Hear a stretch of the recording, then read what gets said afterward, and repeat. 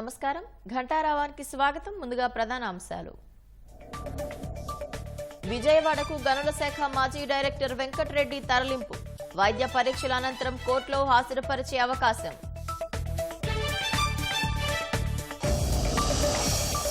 జగన్ తిరుమల పర్యటనపై ఆగని దుమారం డిక్లరేషన్ ఇస్తేనే దర్శనానికి అనుమతన్న టీటీడీ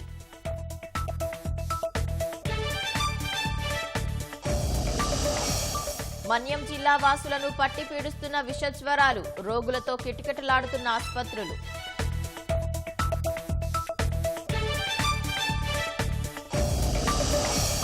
బీహార్లో జీవిత్ పుత్రిక వేడుకల్లో విషాదం పుణ్యస్నానాలు ఆచరిస్తూ 46 మంది జలసమాధి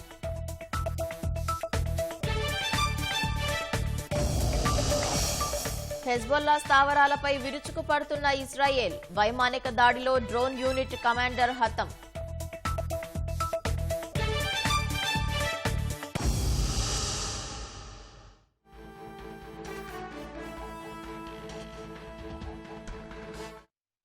తాజాంశాన్ని చూస్తున్నాం. గనుల శాఖ మాజీ డైరెక్టర్ వెంకటరెడ్డిని ఏసీబీ అధికారులు విజయవాడ తరలించారు. నేడు కోర్టులో హాజరుపరిచే అవకాశం ఉంది. మరిన్ని వివరాలు మా ప్రతినిధి జయప్రకాష్ అడిగి తెలుసుకుందాం. జయప్రకాష్, వెంకటరెడ్డిని ఎప్పుడు కోర్టులో హాజరుపరిచే అవకాశం ఉంది? శాంతి, వెంకటరెడ్డిని ఈ రోజు కోర్టులో హాజరుపరిచే అవకాశం ఉంది. రాత్రి హైదరాబాద్ లో ఆయన స్వగృహం నుంచి పోలీసులు అరెస్ట్ చేశారు. ఏసీబీ అధికారులు ఇటీవల ఈ గనుల కేటాయింపు అదే విధంగా కొన్ని కంపెనీలకు సంబంధించి వాళ్ళకి అనుమతులకు మించి ఇసుక వాటిని తవ్వుకునేందుకు అనుమతులు ఇస్తూ అక్రమంగా ఇసుక తరలిస్తున్నారని తెలిసినా సరే వాటిపైన చర్యలు తీసుకోకపోవడం, ఇట్లాంటి ఆరోపణల మీద ఎంక్వైరీ చేశారు. డిపార్ట్మెంటల్ ఎంక్వైరీ తర్వాత అక్కడి నుంచి అధికారులు ఏసీబీకి ఫిర్యాదు చేయడంతో ఏసీబీ అధికారులు కేసు నమోదు చేసి దర్యాప్తు చేశారు. ఆ తర్వాత ఆరోపణలు వచ్చిన తర్వాత సస్పెండ్ చేయడం కూడా జరిగింది. అయితే ఇప్పటి వరకు గత సుమారు 1-2 నెలల నుంచి అదే వెంకటరెడ్డి కోసం పోలీసులు గాలిస్తూ ఉన్నారు. అజ్ఞాతంలోకి వెళ్లిపోయారు. రాత్రి ఆయన ఇంటి వద్ద ఉన్నటువంటి సమాచారం అందుకున్న వెంటనే అక్కడికి వెళ్లి అదుపులోకి తీసుకున్నారు. ఈ రోజు తెల్లవారుజామున ఇక్కడికి విజయవాడకు తరలించినట్లు మనకి సమాచారం తెలుస్తోంది. అయితే దీనికి సంబంధించి కొంత వివరాలు ఆయన నుంచి తీసుకోవాల్సిన అవసరం ఉంది. దాంతో పాటు అరెస్ట్ చేసిన తర్వాత దానికి సంబంధించిన ప్రక్రియని ప్రారంభించారు. రిమాండ్ రిపోర్టు, అదే విధంగా దానికి సంబంధించి రిపోర్టు తయారు చేసి అనంతరం అక్కడ ప్రభుత్వ ఆసుపత్రిలో వైద్య పరీక్షల అనంతరం విజయవాడ ఏసీబీ కోర్టులో ప్రవేశపెట్టే అవకాశం మనకి కనబడుతోంది. ఇప్పటి వరకు సుమారుగా 2,000 కోట్లకు పైగా ప్రభుత్వానికి నష్టం వచ్చినట్లు అధికారులు ఒక ప్రాథమిక అంచనాకు వచ్చారు. అందులో కేసు నమోదులో 7 పైన కేసు నమోదు చేశారు. A1 వెంకటరెడ్డిగా, అదే విధంగా మిగతా కొన్ని కంపెనీలు జేపీ వెంచరు, అదే విధంగా ప్రతిమా సంస్థలు, ఇట్లాగా మొత్తం ఒక 7 పైన కొన్ని కంపెనీల పైన కేసులు నమోదు చేశారు. అందులో ప్రధానంగా ఆరోపణలు గనుల కేటాయింపు సంబంధించి గత పాలకులకు సంబంధించి అనుకూలంగా ఉన్న వారికే గనులు కేటాయింపు ఇవ్వటము, అదే విధంగా వాళ్ళు ప్రభుత్వానికి ఉన్న బకాయిలు చెల్లించకపోయినా సరే వాళ్ళు పెట్టినటువంటి బాండ్లని తిరిగి ఇవ్వటము, కొంతమందికి పర్మిషన్ అయిపోయిన తర్వాత అంటే తవ్వుకునేందుకు అనుమతి లీజు గడువు ముగిసినా సరే కొంతకాలం పాటు అసలు దాని గురించి ఏమీ తెలియనట్టు వాటిపైన తమకు సంబంధం లేనట్టు వాళ్ళు ఒకవైపు అనుమతులు అయిపోయినా వాళ్ళు తవ్వుకుంటూనే ఉన్నారు. అవి చూస్తూ కూడా ఈ అధికారులు ఎటువంటి చర్యలు చేపట్టకపోవడం, దాని వెనుక వెంకటరెడ్డి కీలక పాత్ర పోషించినట్లు ఏసీబీ అధికారులు గుర్తించారు. దీనికి సంబంధించి ఆయన అరెస్ట్ చేశారు. ఇంకా ఈ విచారణలో ఇంకా దీని వెనకాల ఎవరున్నారు ఏంటనే విషయాలు పూర్తిగా ఈ విచారణలో కొన్ని విషయాలు బయటకు వచ్చే అవకాశం మనకి కనబడుతుంది. రైట్, ధన్యవాదాలు జయప్రకాష్.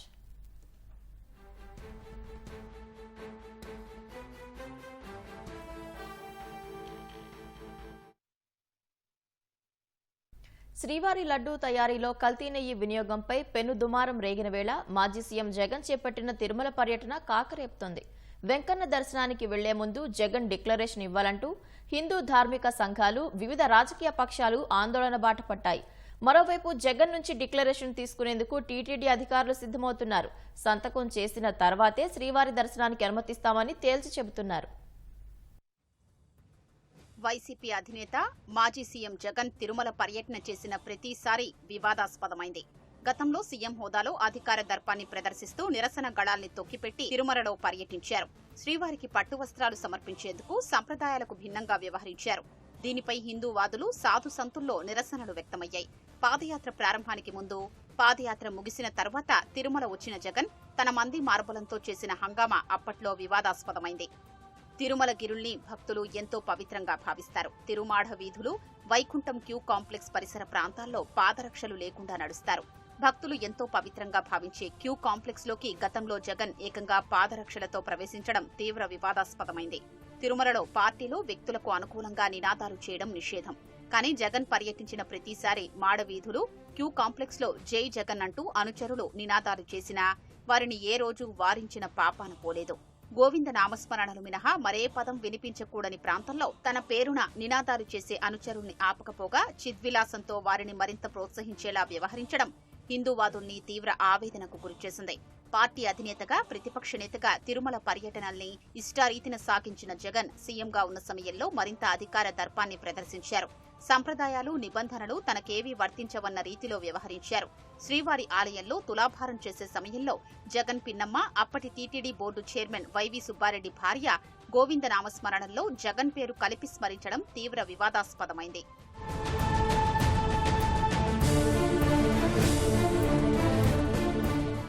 గత పర్యటనల్లో జగన్, ఆయన అనుచర గణం చేసిన అరాచకాల్ని గుర్తు చేసుకుంటున్న భక్తులు శనివారం ఆయన తిరుమల పర్యటనపై ఆందోళన వ్యక్తం చేస్తున్నారు. సాధారణ ఎమ్మెల్యేగా పర్యటనకు వస్తున్న జగన్ తిరుమల సంప్రదాయాల్ని పాటించాలని కోరుతున్నారు. అన్యమతస్థులు తిరుమలలో పర్యటించినప్పుడు శ్రీవారిపై భక్తి విశ్వాసాలు ఉన్నాయంటూ డిక్లరేషన్ ఇచ్చే నిబంధన, సంప్రదాయాల్ని జగన్ అనుసరించాలని డిమాండ్ చేస్తున్నారు. శ్రీవారి పట్ల విశ్వాసం లేని జగన్ తిరుమల పర్యటనను అడ్డుకుంటామని సాధు పరిషత్ ప్రకటించింది. అన్యమతస్తులు ఎవరు వచ్చినా సరే మన టీటీడీ ఉండే సాంప్రదాయాలను కాపాడాలి. ఈ రోజు జగన్మోహన్ రెడ్డి ఒక క్రిస్టియన్ సాంప్రదాయాలను పాటిస్తూ క్రిస్టియన్గా వారు ఉన్నారు కాబట్టి హిందూ మత విశ్వాసాలు దెబ్బతీయకుండా వారు వ్యవహరించాలని చెప్పి కోరుకుంటున్నాము. అసలు డిక్లరేషన్ ఇవ్వకుండా, హిందువులకు క్షమాపణ చెప్పకుండా అలిపిర్లు అడుగు కూడా పెట్టనీము, ఆయన్ని అడుగు కూడా పెట్టనీము. ఇంకా నడుచుకుంటే అడిపోయేది. క్షమాపణ చెప్పమని చెప్పండి, డిక్లరేషన్ ఇవ్వమని చెప్పండి, సంతకం చేయమని చెప్పండి. నడుచుకుంటూ పోతాడో, దొల్లుకుంటూ పోతాడో, లేకపోతే పొల్లు దండాలు పెట్టుకుంటూ పోతాడో ఆయన ఇష్టం. మా హిందూ ధర్మాన్ని, మా వెంకటేశ్వర స్వామిని కళంకం తెచ్చిన, మా ప్రసాదాన్ని పాడు చేసిన, మా తిరుమల క్షేత్రాన్ని వ్యాపార కేంద్రంగా చేసిన జగన్మోహన్ రెడ్డి ఎట్టి పరిస్థితుల్లో మిమ్మల్ని మేము రాలేము. దయచేసి హిందూ సమాజం, మీరు హిందూ సమాజాన్ని రెచ్చగొట్టకండి. ఇప్పటికే మేము గాయాలతో ఉన్నాం. మా గాయాలు ఇప్పుడిప్పుడే కుదురు పడుతున్నాయి. మళ్ళీ మీరు దాని మీద కారం చల్లకండి. పవిత్రమైన లడ్డూలో కల్తీ నెయ్యి వాడడంతో పాటు 5 ఏళ్ల పాలనా కాలంలో తిరుమల పవిత్రత, ప్రతిష్టకు భంగం కలిగించే రీతిలో వ్యవహరించిన జగన్ కు 7 కొండల వాణ్ణి దర్శించుకునే హక్కు లేదంటూ ధార్మిక సంఘాలు నిరసనల్ని తీవ్రం చేశాయి. మరోవైపు జగన్ నుంచి డిక్లరేషన్ తీసుకునేందుకు టీటీడీ అధికారులు సిద్ధమవుతున్నారు. సంతకం చేసిన తర్వాతే దర్శనానికి అనుమతిస్తామని తేల్చి చెబుతున్నారు.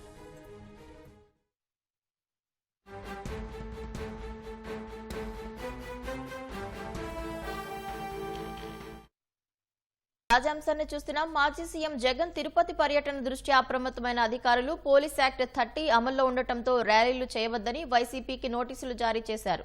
మరింత సమాచారం మా ప్రతినిధి నారాయణప్ప అడిగి తెలుసుకుందాం. నారాయణప్ప, వైసీపీకి పోలీసుల నోటీసులు జారీకి సంబంధించిన వివరాలేంటి? పవిత్ర మాజీ ముఖ్యమంత్రి జగన్మోహన్ రెడ్డి తిరుమల పర్యటన నేపథ్యంలో తిరుపతి పోలీసులు అప్రమత్తమయ్యారు. ఇప్పటికే శ్రీవారి లడ్డు తయారీలో జంతు కళేబరాల నూనె కలిసిందన్న నేపథ్యంలో శ్రీవారి లడ్డు అపవిత్రమైందని చెప్పి తీవ్ర వివాదాస్పదమై తిరుపతి వ్యాప్తంగా, అదేవిధంగా రాష్ట్ర వ్యాప్తంగా ఆందోళనలు కొనసాగుతున్నాయి. ఈ నేపథ్యంలోనే తిరుపతిలో కూడా గడిచిన 2 రోజులుగా సాధు పరిషత్తు, అదేవిధంగా హిందూ ధార్మిక సంఘాలు, వివిధ రాజకీయ పార్టీలు నిరంతరాయంగా ఆందోళన కొనసాగిస్తున్నాయి. తిరుమల శ్రీవారి లడ్డు అపవిత్రం అవడానికి ముఖ్యమంత్రిగా ఉన్న సమయంలో జగన్మోహన్ రెడ్డి తీసుకున్న నిర్ణయాలు, అదే విధంగా స్వామి పట్ల భక్తి విశ్వాసం లేకపోవడంతో ఆయన తీసుకున్న చర్యలతోనే ఈ పరిస్థితి దాపురించిందని తిరుమల పర్యటనకు జగన్మోహన్ రెడ్డి వస్తున్న నేపథ్యంలో ఆయన పర్యటన అడ్డుకుంటామని చెప్పి ఇప్పటికే సాధు పరిషత్ సభ్యులు అదే విధంగా వివిధ ధార్మిక సంఘాలు ప్రకటించిన నేపథ్యంలోనూ మరోవైపు మాజీ ముఖ్యమంత్రి తమ అధినేత తిరుమల పర్యటనకు వస్తున్న నేపథ్యంలో వైకాపా కార్యకర్తలు కూడా అధిక సంఖ్యలో తరలి వచ్చి ఆయనకు స్వాగతం పలికేందుకు ప్రయత్నాలు చేస్తున్న సమయంలో పోలీసులు అప్రమత్తమయ్యారు. ఇప్పటికే తిరుపతి జిల్లా వ్యాప్తంగా 30 పోలీస్ యాక్ట్ అమలులో ఉందని, ఈ నేపథ్యంలో జగన్మోహన్ రెడ్డి పర్యటన సందర్భంగా వైకాపా నాయకులు ఎవరు స్వాగతాలకు సంబంధించి కానీ ర్యాలీలు నిర్వహించడం వంటివి చేయొద్దని చెప్పి నిన్న రాత్రి నుంచి ప్రముఖ నాయకులకు అదే విధంగా ద్వితీయ శ్రేణి నాయకులకు కార్యకర్తలకు కూడా పోలీసులు నోటీసులు జారీ చేశారు. నోటీసులను అతిక్రమించి ఈ ర్యాలీ నిర్వహించడానికి కానీ లేదా మాజీ ముఖ్యమంత్రి జగన్మోహన్ రెడ్డి వెంట వాహన శ్రేణిని నిర్వహించేందుకు కానీ ఏదైనా ప్రయత్నిస్తే కఠిన చర్యలు తప్పవని చెప్పి హెచ్చరికలు జారీ చేశారు. ఈ నేపథ్యంలో ప్రధానంగా తిరుపతిలో ఉత్కంఠ పరిస్థితి అయితే కొనసాగుతుంది. పవిత్ర, ధన్యవాదాలు నారాయణప్ప.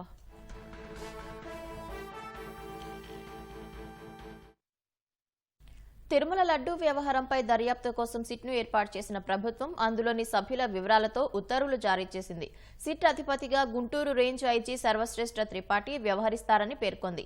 విశాఖ డీఐజీ గోపీనాథ్ జెట్టి, కడప ఎస్పీ హర్షవర్ధన్ రాజు, తిరుపతి ఏఎస్పీ వెంకట్రావు, డీఎస్పీ సీతారామరావు, అన్నమయ్య జిల్లా SB inspector Satyanarayana, Vijayawada inspector Umamaheshwar, Chittoor జిల్లా కల్లూరు సీఐ సూర్యనారాయణను సభ్యులుగా నియమించారు. మొత్తం 9 మందితో సిట్ను ఏర్పాటు చేసింది. సిట్ అధికారులు డీజీపీ ద్వారకా తిరుమలరావుతో సమావేశమై తిరుమల లడ్డూ వ్యవహారంపై చర్చించారు. డీజీపీ వారికి పలు సూచనలు చేశారు. మన్యం జిల్లా వాసులను జ్వరాలు పట్టిపీడిస్తున్నాయి. మొన్నటి వరకు విష జ్వరాలు, నిన్న మలేరియా, తాజాగా డెంగీ జ్వరాలు ప్రజలను గడగడ వణికిస్తున్నాయి. ఇటీవల కురిసిన వర్షాలతో ప్రజలు డెంగీ జ్వరాల బారిన పడుతున్నారు. రోగులతో ఆసుపత్రులు కిటకిటలాడుతున్నాయి. పార్వతీపురం మన్యం జిల్లాలో డెంగీ జ్వరాలు విజృంభిస్తున్నాయి. ఈ ఏడాది జనవరి నుంచి ఆగస్టు వరకు మలేరియా కేసులు అధికంగా నమోదయ్యాయి. ఇప్పటి వరకు 2264 మంది వివిధ ఆసుపత్రుల్లో చికిత్స పొందారు. ఆగస్టులో అత్యధికంగా 620 మంది వ్యాధితో మంచం పట్టారు. ఈ నెలలో ఆ సంఖ్య కొంతమేర తగ్గింది. అంతలోనే చాప కింద నీరులా డెంగీ విస్తరిస్తోంది. జనవరి నుంచి జులై వరకు కేవలం 21 మంది వ్యాధి బారిన పడగా గత నెలలో 42 మంది డెంగీతో మంచం పట్టారు.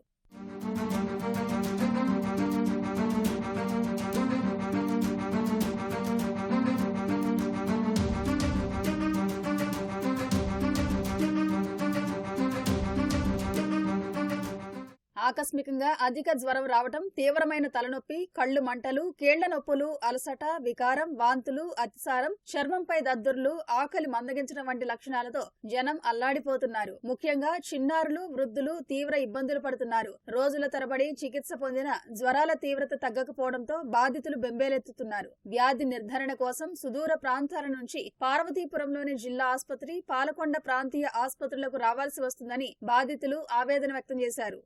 ఇంటికి ఒకళ్ళు తల్లిగురు ఒకరికి జ్వరం వచ్చింది, హాస్పిటల్ తీసి నైట్ నుంచి వచ్చేసరికి పిల్లలకి హాస్పిటల్ తీసుకెళ్ళేసరికి మళ్ళీ నేను బయటపోను. ఒకరు పోతే ఒకరు మా కూలి ఆడితే కొండ ఆడుతుంది, నేపథ్యం లేదు. మనకి అక్కడ ఆస్తి లేవండి. గొప్ప కష్టాలు వచ్చేస్తున్నాయి. జ్వరాలు విపరీతంగా వచ్చేస్తున్నాయి. జ్వరాలు వచ్చిన తర్వాత మురుగుపోట్లు గట్ట మూడుకులు గట్ట ఓసిపోయి నేగనే పోతున్నాం, తిరగనే పోతాము. నన్నే పోతున్నాం కూడా ఉన్నాం. తగ్గే పరిస్థితి లేవు. టిప్కి మనం మనిషికి 10,000 5,000 అయిపోతున్నాయి. ట్రాఫిక్ పరిస్థితులు ఇవన్నీ నలుగురికి మనం నడిచి నలుగురికి 5 అయిపోయినాయి. ఇక్కడికి వచ్చి 2 వీక్స్ అవుతుంది. వర్క్ ఏం లేదు కాబట్టి ఆదాయం లేదు, అందుకని ఇబ్బంది పడాల్సి వస్తుంది. ఖర్చులకి అప్పడగాల్సి వచ్చింది. చాలా దూరం నుండి వచ్చి చాలా కష్టం, ఇబ్బందులు అయిపోతున్నాయి. అదే దగ్గరలో మా పీజీహెచ్డీ దగ్గరలో ఉన్నట్టుగా అయితే మాకు అన్ని రకాల సదుపాయాలు ఉంటాయి. ఆ పేషెంట్తో వచ్చిన 2 3 ఇక్కడ పని లేకుండా పాటు లేకుండా ఉండిపోవాల్సి వస్తుంది. చాలా కష్టంగా ఉంది. వచ్చిన తర్వాత మాత్రం బాగానే ఉంది. ట్రీట్మెంట్ అంతా చాలా బాగుంటుంది, పర్వాలేదు. ప్రస్తుతం మలేరియా తీవ్రత తగ్గుముఖం పడుతోందని వైద్య అధికారులు చెబుతున్నారు. డెంగీ వ్యాప్తి చెందే అవకాశం ఉన్నందున ప్రజలు అప్రమత్తంగా ఉండాలని హెచ్చరిస్తున్నారు. వ్యక్తిగత పరిసరాల పరిశుభ్రత పాటించాలని చెబుతున్నారు. జ్వరం తీవ్రత 104 కానీ ఆ టెంపరేచర్కి చేరిందంటే కనుక పిల్లల్ని ఇమీడియట్గా తీసుకొచ్చి హాస్పిటల్లో జాయిన్ చేయండి. ఎందుకంటే నిర్లక్ష్యం తీసుకుంటే కనుక అది ముదిరిన తర్వాత తీసుకొస్తే మా చేతులు చేజారిపోతే అది కేజీహెచ్ వరకు మేము రెఫర్ చేయడం ఇవన్నీ జరుగుతాయి. కాబట్టి మీరు మొదట్లోనే ఒక 2 days చూడవచ్చు. జ్వర తీవ్రత పెరుగుతుంది అంటే కనుక వెంటనే మా దగ్గరికి రండి. మేము ఇక్కడ కావాల్సిన టెస్టులన్నీ ఫ్రీగా చేస్తాము. తర్వాత ఒకవేళ ఏమన్నా పరిస్థితి విషమించినప్పుడు మాత్రమే మేము ఇక్కడ నుంచి పంపిస్తాం తప్ప ఉట్టుగా పంపించడం అంటూ ఏమీ జరగదు ఇక్కడ. అలాంటి అపోహలు ఏమీ పెట్టుకోకుండా మీరు నిరభ్యంతరంగా మా దగ్గరికి వచ్చి ట్రీట్మెంట్ తీసుకోవాల్సిందిగా కోరుతున్నాం. జిల్లాలో డెంగీ నివారణకు అధికారులు, ప్రజాప్రతినిధులు దృష్టి సారించాలని, మండల కేంద్రాల్లోనే నిర్ధారణ కేంద్రాలను ఏర్పాటు చేయాలని బాధితులు విజ్ఞప్తి చేస్తున్నారు. గ్రంథాలయాలను ఆధునిక దేవాలయాలు అంటారు.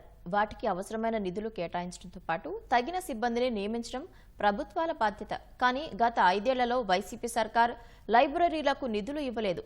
ఒక్క పోస్టు కూడా భర్తీ చేయలేదు. కూటమి ప్రభుత్వమైన లైబ్రరీలపై దృష్టి పెట్టాలని పాఠకులు కోరుతున్నారు. నిత్యం విద్యార్థులు, నిరుద్యోగులు, పాఠకులతో కళకళలాడాల్సిన గ్రంథాలయాలు వెలవెలబోతున్నాయి. నిధుల కొరతతో సరైన వస్తువులు, పుస్తకాలు లేక లైబ్రరీలకు వచ్చేవారి సంఖ్య తగ్గిపోతుంది. స్థానిక సంస్థలు పన్నుల వసూలులో భాగంగా గ్రంథాలయాల సెస్ తీసుకుంటున్నాయి. కానీ వాటిని లైబ్రరీలకు విడుదల చేయడం లేదు. ఫలితంగా చాలా గ్రంథాలయాల్లో పాఠకులకు అవసరమైన నెల, పక్ష, వార దినపత్రికలు తెప్పించుకోవడానికి కూడా నిధులు ఉండటం లేదు. నిరుద్యోగులు, పాఠకులకు అవసరమైన కొత్త పుస్తకాలు అందుబాటులో లేవు. ఫలితంగా సౌకర్యాలు, పుస్తకాలు లేక చాలా మంది ప్రైవేట్ లైబ్రరీలను ఆశ్రయిస్తున్నారు. దానికోసం ₹1000 చెల్లించాల్సి వస్తుందని ఆవేదన వ్యక్తం చేస్తున్నారు. గవర్నమెంట్ లైబ్రరీలో సీట్లు ఎక్కువ ఉండట్లేదు. పొద్దున్నే వెళ్లి క్యూలో నుంచుంటేనే మనకి సీట్ దొరుకుతుంది. చాలా మంది డబ్బులు ఎక్కువ ఖర్చు పెట్టి ప్రైవేట్ లైబ్రరీలో చేరాల్సి వస్తుంది. అక్కడ మీరు చూసుకుంటే 1500, 1800 ఇంచుమించు 2000, 3000 వాటికే మాకు ఖర్చు అయిపోతున్నాయి. వసతి అది ఏర్పాటు చేసుకుని తిండి తిప్పలు లేక ఇలా ఉండాల్సి వస్తుంది. చదువుకోవడానికి వీలుగా వసతిని ఏర్పాటు చేయండి. చాలా లైబ్రరీస్ లో బుక్స్ అనేవి అన్ని అందుబాటులో లేకపోవడం నేను గమనించాను. మా ఇల్లు ఎంత దూరంలో ఉన్నా సరే నేను ఇంత దూరం వచ్చి ప్రైవేట్ లైబ్రరీలో చదువుకోవాల్సి వస్తుంది. బుక్స్ అన్ని అవైలబుల్ గా పెట్టి ఇంకా మ్యాగజైన్స్, న్యూస్ పేపర్స్ డైలీ మనకి అందుబాటులో ఉంటే అందరికి చాలా ఉపయోగకరంగా ఉంటుంది. ఇల్లు తలుపులు మూసిస్తే ఎవరు వెళ్తారు? తలుపు తీసుంటే ఎవరో ఉన్నారు, అక్కడ ఏదో ఉంటదని చెప్పేసి ఎవరైనా వెళ్తారు. అలాగే లైబ్రరీ అని ఉంటేనే అందులో బుక్స్ అవైలబుల్ ఉంటాయి, ఫండ్స్ ఉంటాయి, అన్ని ఉంటాయి. పిల్లల నుంచి పెద్దల వరకు అందరికీ అందుబాటులో ఉండే బుక్స్ మాత్రం లైబ్రరీలో ఉండేటట్టు చూస్తే గవర్నమెంట్ చాలా యూజ్ అవుతుంది అందరికి. చాలా మంది ఆస్పిరెంట్స్ చదువుకోవడానికి ఇంట్లో పరిస్థితులు లేక లైబ్రరీకి రావాలనుకుంటారు. కానీ గవర్నమెంట్ లైబ్రరీస్ లేకపోవడం, దాంట్లో ఇన్ఫ్రాస్ట్రక్చర్ లేకపోవడము, అలానే బుక్స్ అవైలబిలిటీ, న్యూ ఎడిషన్స్ లేకపోవడం, కావాల్సిన బుక్స్ లేకపోవడం వల్ల అందరూ ప్రైవేట్ లైబ్రరీస్కి అందరూ రావాల్సి వస్తుంది. ప్రతి కాన్స్టిట్యుయెన్సీకి ఒక లైబ్రరీ ఉండాలి. ఆ లైబ్రరీలో లైబ్రరీ పోస్టులు ఓపెన్ చేసి అందరిని నియమించి కొత్త బుక్స్, ఎడిషన్స్ అన్ని అవైలబిలిటీ, కాంపిటేటివ్ ఫీల్డ్కి ఏ బుక్స్ అయితే అవైలబిలిటీ కావాలి, అలానే ఓల్డ్ ఏజ్ పీపుల్కి ఏ బుక్స్ కావాలి, చిల్డ్రన్స్కి ఏ బుక్స్ కావాలి, సపరేట్ చేసి కొంచెం ఇన్ఫ్రాస్ట్రక్చర్ అన్ని చూసుకుంటే మంచిది. రాష్ట్రంలోని అన్ని ప్రాంతాల్లో డిజిటల్ లైబ్రరీలు ఏర్పాటు చేస్తామని జగన్ ఇచ్చిన హామీ అమలుకు నోచుకోలేదు. దానికి కావలసిన మార్గదర్శకాలు కూడా వైసీపీ సర్కార్ విడుదల చేయలేదు. గ్రంథాలయాల్లో 1012 పోస్టులు ఖాళీగా ఉన్నట్టు గుర్తించినప్పటికీ భర్తీ చేసే దిశగా మాత్రం వైసీపీ సర్కార్ అడుగులు వేయలేదు. ఫలితంగా ఎన్నో ఆశలతో లైబ్రరీ అనుబంధ కోర్సులు చదివిన వారికి నిరాశ తప్పలేదు. మెగా డిఎస్సి లాగానే గ్రంథాలయ ఉద్యోగాలు భర్తీ చేయాలని నిరుద్యోగులు కోరుతున్నారు.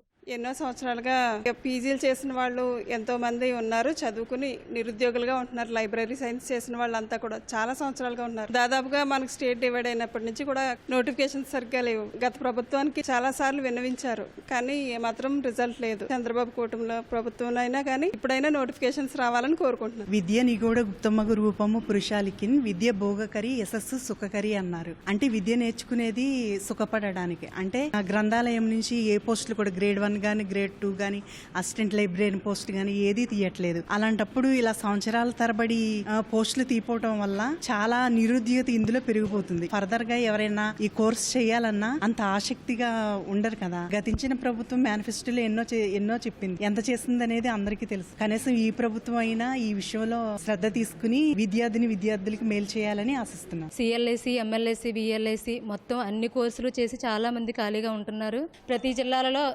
ఇంచుమించు 150 అలాంటి పోస్టులు ఉన్నాయి, కానీ ఎవరూ పట్టించుకోవటం లేదు. గత ప్రభుత్వంతో చెప్పారు, చాలా మంది పుస్తక నిక్షిప్త కేంద్రాల వాళ్ళు వెళ్ళి కూడా చెప్పారు, ఎవరో పట్టించుకోలేదు. డిజిటల్ తీస్తామన్నారు, అవి కూడా ఎవరో పట్టించుకోలేదు. ఇక నుంచి అయినా డిజిటల్ అయినా పర్వాలేదు, స్కూల్స్ అయినా పర్వాలేదు, డిఎస్సితో పాటు ఈ లైబ్రరీ పోస్టులు భర్తీ చేస్తారని మేము కోరుకుంటున్నాం. ప్రస్తుత సాంకేతిక యుగంలో పుస్తకాలు ఆఫ్లైన్ తో పాటు ఆన్లైన్ లోనూ అందుబాటులో ఉంచాల్సిన అవసరం ఉంది. ఈ దిశగా కూటమి సర్కార్ చర్యలు తీసుకోవాలని పాఠకులు, నిరుద్యోగులు కోరుతున్నారు. సీనియర్ పాత్రికేయులు ETV Hyderabad bureau chief T Adinarayana గురువారం హఠాన్మరణం చెందారు. ఈటీవీలో సుమారు 25 ఏళ్లుగా ఆయన విధులు నిర్వర్తిస్తున్నారు. ఆదినారాయణ మృతిపై తెలుగు రాష్ట్రాల ముఖ్యమంత్రులు సహా రాజకీయ ప్రముఖులు ప్రగాఢ సంతాపం తెలిపారు. జూబ్లీహిల్స్లోని మహాప్రస్థానంలో ఇవాళ ఉదయం 10:30 గంటలకు అంతిమ సంస్కారాలు నిర్వహిస్తామని ఆయన కుటుంబ సభ్యులు తెలిపారు. సీనియర్ పాత్రికేయులు ETV Hyderabad bureau chief T Adinarayana గురువారం ఉదయం హఠాన్మరణం చెందారు. ఈటీవీలో దాదాపు 25 ఏళ్లుగా పనిచేస్తున్నారు. తాను నివాసం ఉంటున్న అపార్ట్మెంట్ భవనంపై ఉదయపు నడకకు వెళ్లి ప్రమాదవశాత్తు కాలు జారి కింద పడ్డారు. కుటుంబ సభ్యులు వెంటనే ఆయన్ను హుటాహుటిన స్థానికంగా ఉన్న ఓ ప్రైవేట్ ఆసుపత్రికి తరలించగా చికిత్స పొందుతూ కన్నుమూశారు. ఆదినారాయణకు భార్య, 2 కుమారులు ఉన్నారు. ఆదినారాయణ స్వగ్రామం ప్రకాశం జిల్లా మార్కాపూర్ మండలం పెదయాచవరం. రైతు కుటుంబంలో జన్మించిన ఆయన పేదరికం కారణంగా చిన్నప్పటి నుంచి సంక్షేమ వసతి గృహాల్లోనే డిగ్రీ వరకు చదువుకున్నారు. పాత్రికేయ వృత్తిపై ఆసక్తితో విశాఖపట్నంలోని ఆంధ్ర విశ్వవిద్యాలయంలో ఎంఏ జర్నలిజం పూర్తి చేశారు. 2000 సంవత్సరంలో ఈటీవీలో విలేకరిగా చేరారు. అప్పట్నుంచి అంచెలంచెలుగా ఎదిగి ఈటీవీ హైదరాబాద్ బ్యూరో చీఫ్ స్థాయికి చేరుకున్నారు. ఆదినారాయణ హఠాన్మరణంపై తెలుగు రాష్ట్రాల ముఖ్యమంత్రులు చంద్రబాబు, రేవంత్ రెడ్డి ప్రగాఢ సంతాపం ప్రకటించారు. నిబద్ధత కలిగిన సీనియర్ జర్నలిస్టును కోల్పోయామంటూ సానుభూతి తెలిపారు. ఆంధ్రప్రదేశ్ ఉప ముఖ్యమంత్రి పవన్ కళ్యాణ్, మంత్రులు నారా లోకేష్, అచ్చెన్నాయుడు ఆదినారాయణ మృతిపై దిగ్భ్రాంతి వ్యక్తం చేశారు. తెలంగాణ మంత్రులు తుమ్మల నాగేశ్వరరావు, పొంగులేటి శ్రీనివాసరెడ్డి, పొన్నం ప్రభాకర్, సీతక్క, జూపల్లి కృష్ణారావు, మాజీ సీఎం కేసీఆర్, మాజీ మంత్రులు హరీష్ రావు, కేటీఆర్, టీపీసీసీ అధ్యక్షుడు మహేష్ కుమార్ గౌడ్ ఆదినారాయణ మృతికి సంతాపం ప్రకటించారు. ఆదినారాయణ మరణించారన్న సమాచారం మనసును కలచివేసిందని కేంద్ర మంత్రి కిషన్ రెడ్డి తెలిపారు. ఆదినారాయణ పాత్రికేయ రంగంలో చిత్తశుద్ది పాటిస్తూ నిస్వార్థంగా సేవలందించారని హర్యానా రాష్ట్ర గవర్నర్ బండారు దత్తాత్రేయ ఒక ప్రకటనలో పేర్కొన్నారు. సీఎం రేవంత్ రెడ్డి సలహాదారు వేం నరేందర్ రెడ్డి ఆదినారాయణ భౌతిక కాయానికి నివాళి అర్పించారు. మాజీ మంత్రి మోత్కుపల్లి నరసింహులు, టీడీపీ నేత పరిటాల శ్రీరామ్ కుటుంబ సభ్యుల్ని ఓదార్చారు.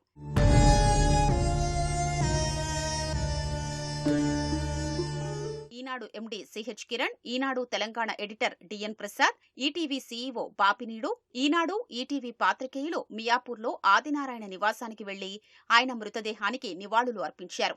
జూబ్లీహిల్స్లోని మహాప్రస్థానంలో ఇవాళ ఉదయం 10:30 గంటలకు ఆయన అంత్యక్రియలు నిర్వహించనున్నామని కుటుంబ సభ్యులు తెలిపారు.